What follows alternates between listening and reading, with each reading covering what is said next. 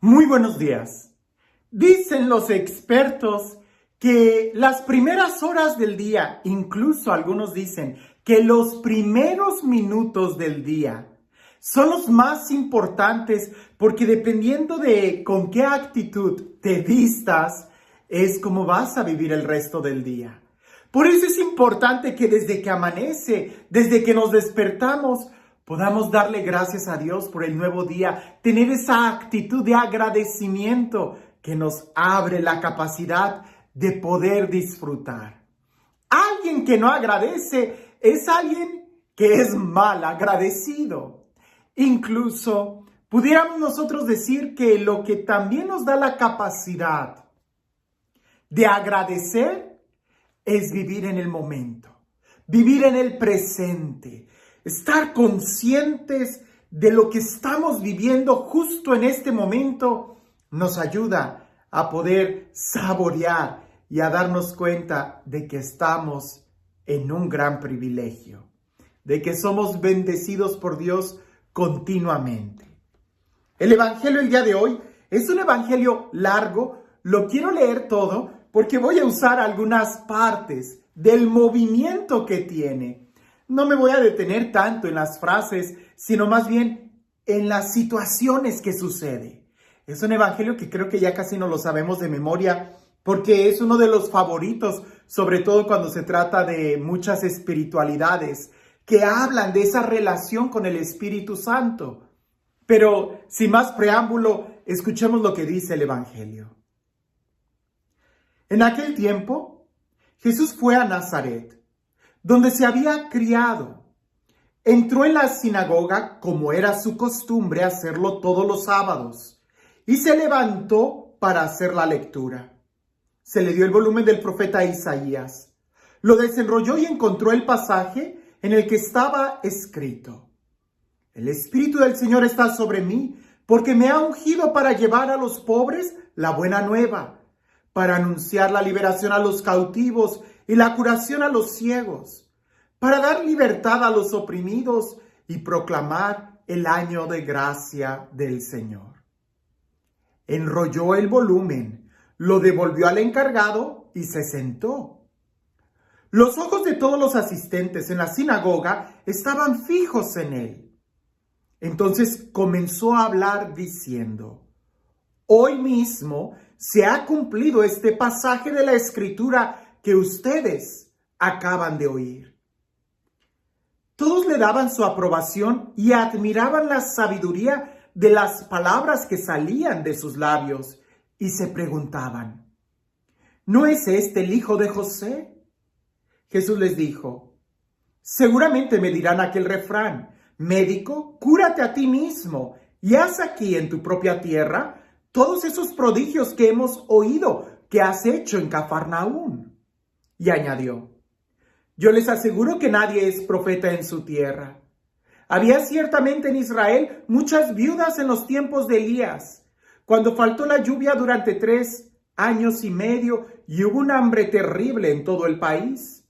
Sin embargo, a ninguna de ellas fue enviado Elías, sino a una viuda que vivía en Sarepta, ciudad de Sidón. Había muchos leprosos en Israel en tiempos del profeta Eliseo.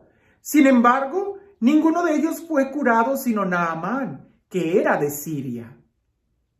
Al oír esto, todos los que estaban en la sinagoga se llenaron de ira y levantándose lo sacaron de la ciudad y lo llevaron hasta una barranca del monte sobre el que estaba construida la ciudad para despeñarlo. Pero él, pasando por en medio de ellos, se alejó de allí.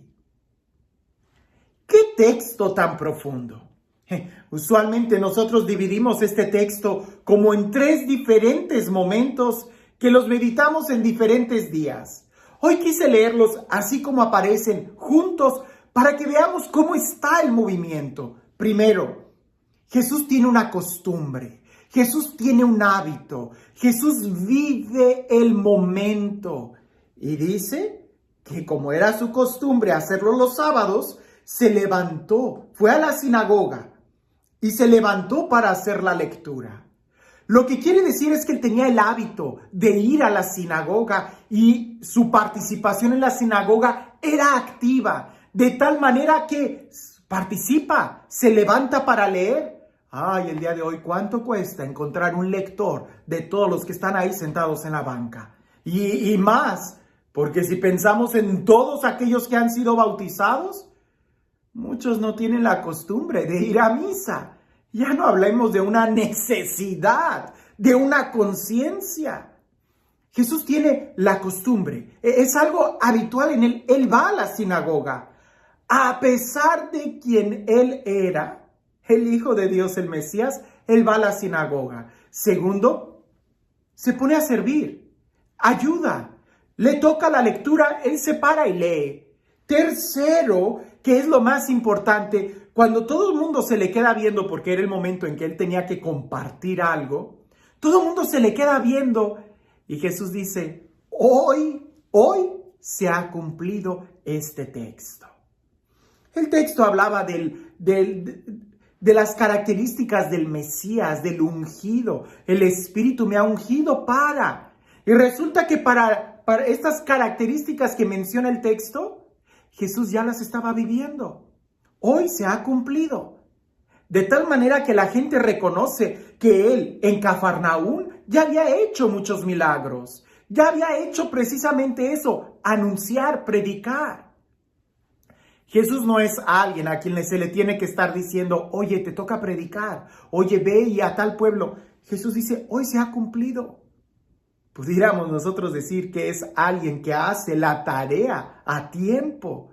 Y ahí él no dice, hermanos, hay que predicar el año de gracia. Hermanos, hay que ir y sanar a los oprimidos, liberar a los cautivos. Hermanos, hay que pedirle a Dios que dé vista a los ciegos. Él ya lo hacía. Hoy, dice Jesús, se ha cumplido. Y todo el mundo lo empieza a admirar, pero también le empiezan a cuestionar. Usualmente los que no trabajan son los que empiezan a tratar de desacreditar el trabajo de aquellos que sí están realizando, que están trabajando. Y Jesús empieza a decir, seguramente me van a decir lo mismo. Médico, cúrate a ti mismo y haz aquí lo que has hecho allá. Y luego él cuenta dos textos, milagros del Antiguo Testamento, una viuda y un leproso. Resulta que estas dos personas vivieron el momento. Las dos personas no se quedaron solamente con una actitud tan pasiva de esperar que el día suceda, cambie. No, sino que confiaron y dieron actos y caminaron en fe. Ellos vieron el milagro. Cuando la gente escucha a Jesús hablar de esa manera, por supuesto que se sienten ofendidas.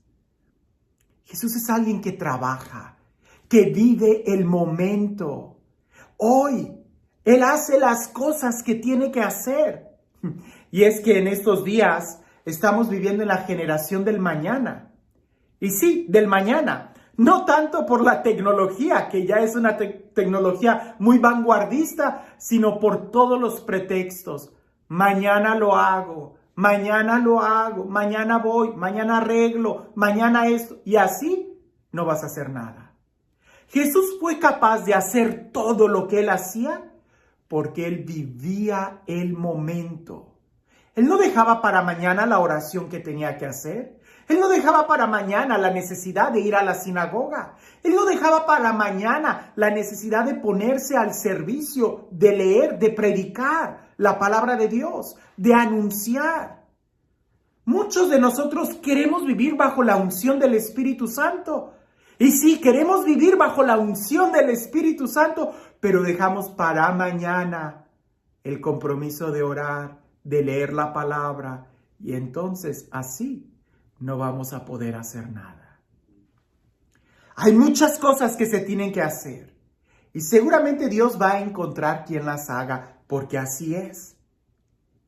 La pregunta es, ¿tú quieres ser parte de la victoria de Cristo? ¿Tú quieres ser parte del triunfo de Dios?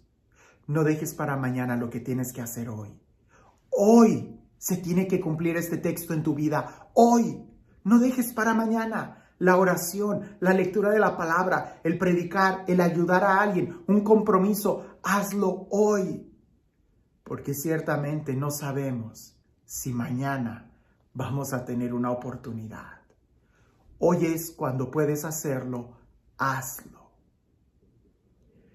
Y este Dios, el Dios del amor, el Dios de la vida, el Dios de la paz, el Dios de la resurrección, el Dios del tiempo, el Dios que pronuncia su palabra creadora sobre nosotros, que sea Él quien el día de hoy te bendiga. En el nombre del Padre, del Hijo y del Espíritu Santo. Hablando de la necesidad de hacer las cosas hoy y no mañana, cuentan que había un monje que era peregrino y una familia lo recibió en su casa para que pasara, comiera, descansara y al día siguiente hiciera otra vez su viaje, su peregrinación. Pero el padre de la familia le dice: hermano, ore con nosotros antes de bendecir los alimentos, háganos el honor de dar gracias por los alimentos y ore por la familia. Aquel monje dice: con mucho gusto. Y él pasa la mirada a la familia y empieza a orar de la siguiente manera: que se muera primero el abuelo, después que se muera el padre, después que se muera el hijo y al final que se muera el nieto. Amén. Claro que todos en la mesa voltearon a verlo y le dijeron: oye, ¿esa es la forma en cómo agradeces? ¿Hablando y orando sobre la muerte? Y el monje dice: pero yo pudiera decir muchas cosas y pedir tantas cosas, pero lo cierto es que no sabemos cuándo vamos a morir. Y yo creo que a todos ustedes les conviene morirse en el orden que he dicho. ¿O acaso quisieran que primero se muriera el nieto, el hijo y al final el abuelo? La verdad es que nosotros no sabemos cuándo nos vamos a morir. No sabemos si mañana vamos a tener tiempo. Por eso hagamos lo que tengamos que hacer hoy. Te pudiera compartir una experiencia muy fuerte, porque sé, y de nombres, te podría decir estas 3 señoras que en una ocasión se reunieron y supe la historia de primera mano de una de ellas, de la última. Resulta que una de ellas se enfermó de cáncer y le platicó a las otras 2 amigas que se reunían periódicamente a tomar el café. Y las otras 2 amigas se portaron cortésmente con ella, pero tú sabes que en unas situaciones de ese tipo no sabemos qué decir. Y las 2 insistieron tanto en: ay, pobrecita, te vas a morir, cuánto lo siento, y tu familia. Y empezaron con actitudes así. Y la que estaba enferma se le quedó muy grabado esa actitud. Resulta que una de ellas, a los pocos días, murió en un accidente. Y la otra, a los pocos días de que murió su amiga en un accidente, a ella también le diagnostican un cáncer en la etapa terminal más agresivo y murió antes. La que tenía el cáncer en la primera etapa, cuando les dice a las otras, fue ella quien me dijo a mí lo que le había sucedido a las otras 2 y que ella estaba profundamente agradecida con Dios porque al menos fue capaz de hacer las cosas que tenía que hacer. Yo te pregunto a ti, ¿tú sabes lo que tienes que hacer el día de hoy? No lo dejes para mañana, porque es hoy cuando puedes hacerlo. Que tengas un excelente día.